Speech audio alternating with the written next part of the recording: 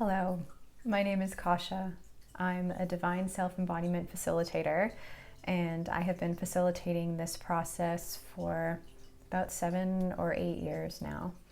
And I have been in this process for much longer, for about 13 years, give or take some time when I've been away from the process and away from the community, which I'll explain a little bit more as we go.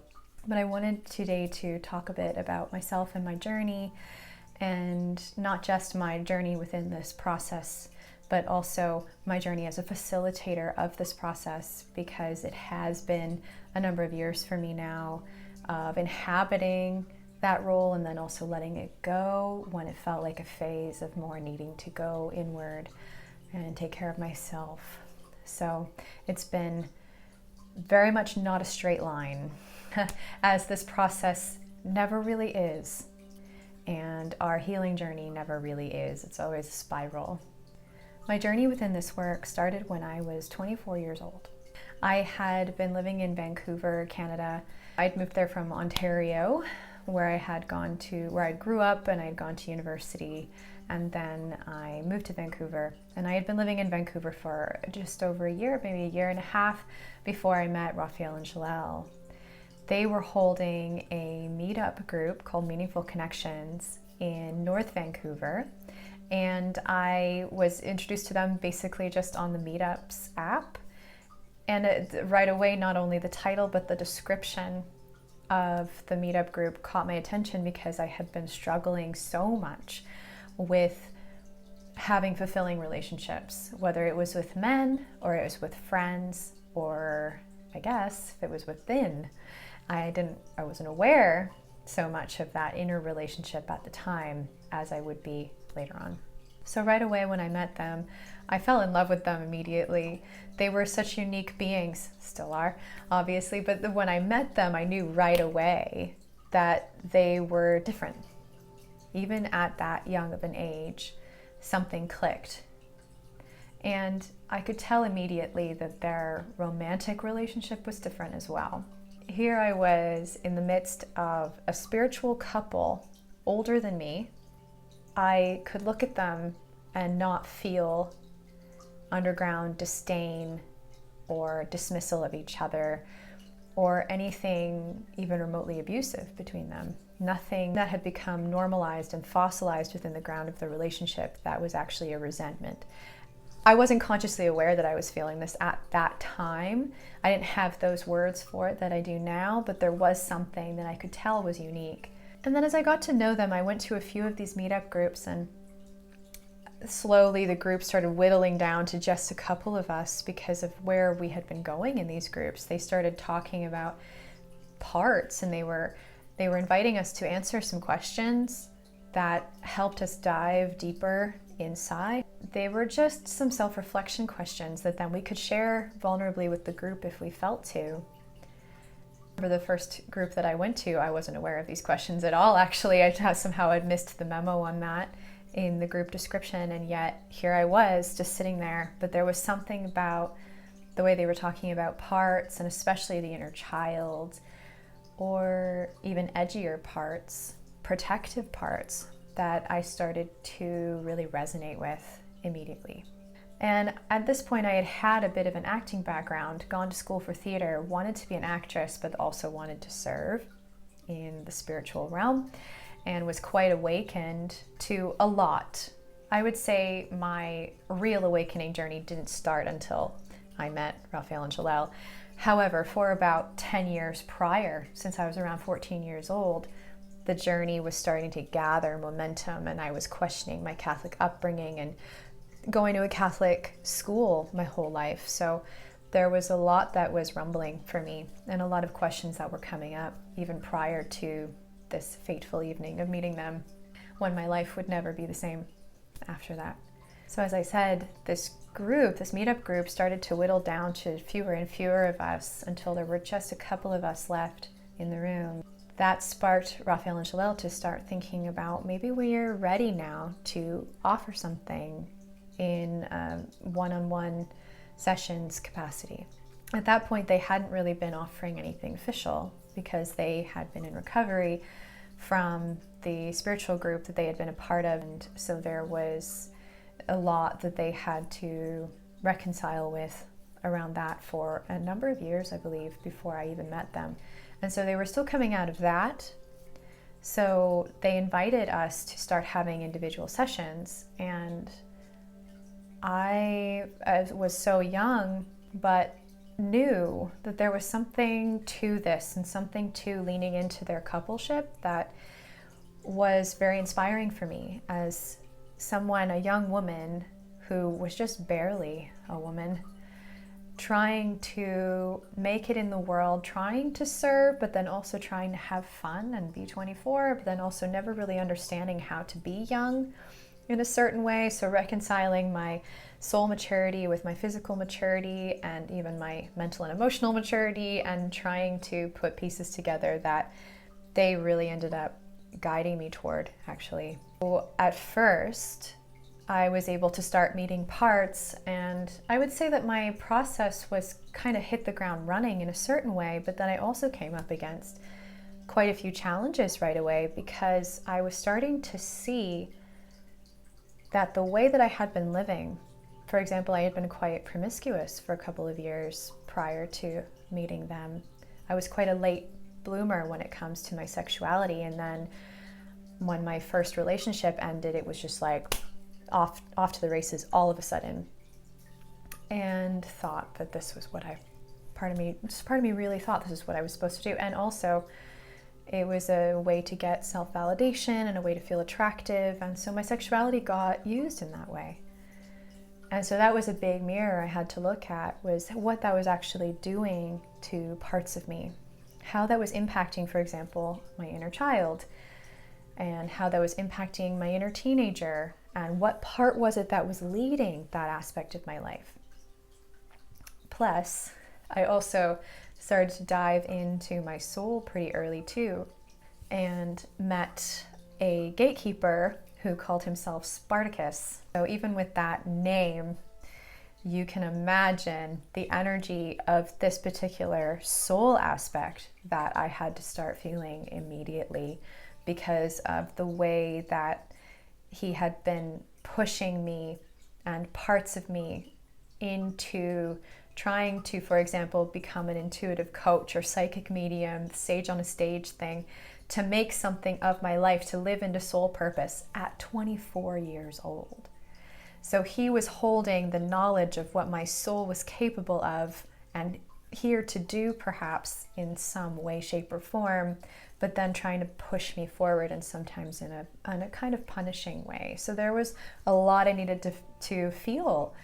This was a bit of a mess that I came in the door with, and piece by piece, part by part, I was able to start sorting it out. But of course at 24, that's quite young to start doing this deep diving. So over and over again, I had to reconcile with, am I going to continue to choose this, or do I need to go and be 24? And my soul kept moving me deeper into it.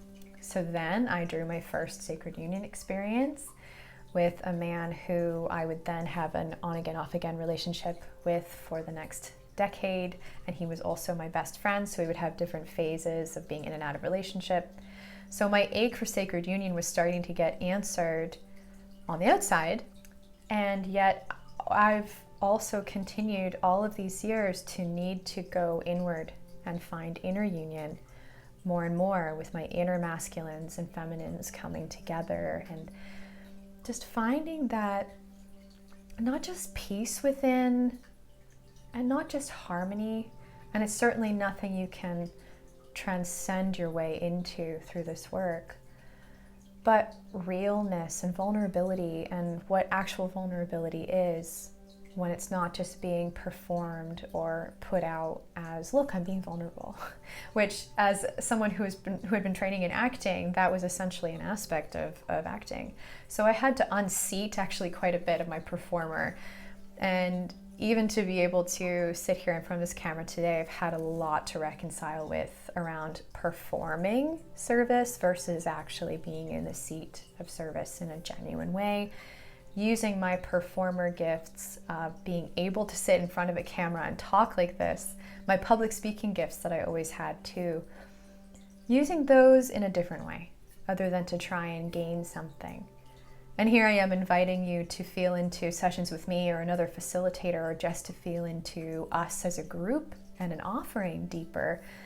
But that's not with this intention of performing my way there. So here I am just being me, but it's taken a long time for me to get to this point where I actually feel like I can, and I can be truly authentic in it.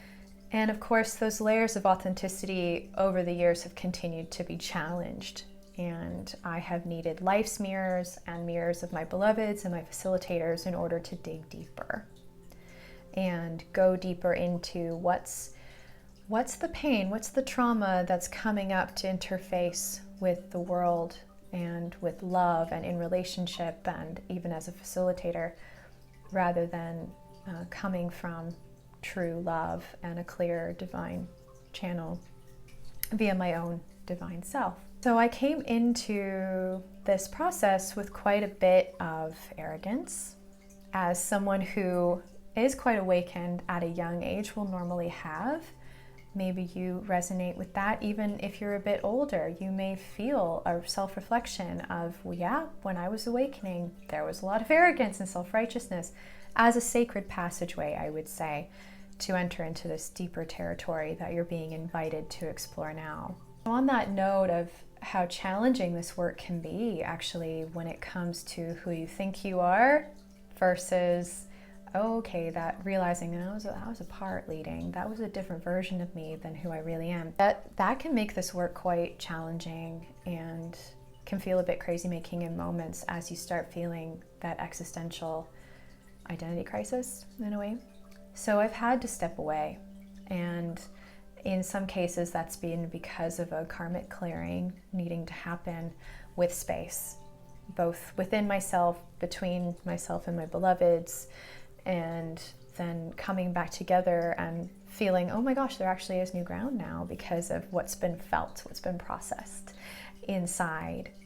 So now the ground is clearer, and this is, as I've learned, this is what true intimacy and relationship invites us into, is these mirrors, so that we can then see what new ground can evolve between you and another person. So it'll even be more nourishing than it was before.